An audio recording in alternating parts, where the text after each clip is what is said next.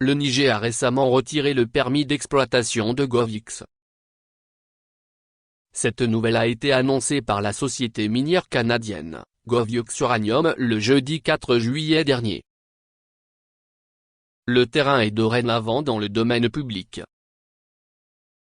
Govix a été informé par le gouvernement de la République du Niger, par une lettre du ministère des Mines, qu'il n'a plus de droit sur le périmètre du permis d'exploitation minière de Madaouela, qui est maintenant dans le domaine public, a précisé la société. Toutefois, Govix n'approuve pas cette décision. La société affirme que la procédure dictée par le code minier n'a pas été respectée. Govix se réserve le droit de contester cette décision en justice.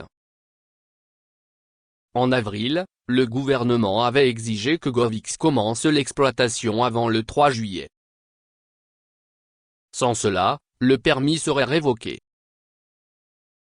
Un des plus grands gisements d'uranium au monde, la compagnie minière a estimé que la décision du gouvernement nigérien aura un impact négatif sur le développement économique et social de la région.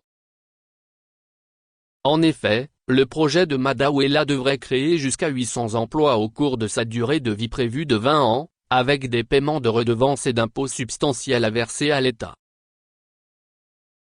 Imouraren est l'un des plus grands gisements d'uranium au monde, avec des réserves estimées à 200 000 tonnes de minerais.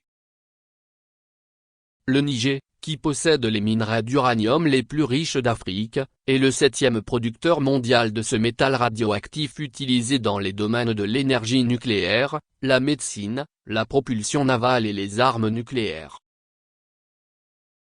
Le régime militaire au pouvoir à Niamey depuis juillet 2023 avait annoncé à plusieurs reprises qu'il comptait revoir les concessions minières attribuées à des compagnies étrangères pour tirer davantage parti des richesses du sous-sol du pays.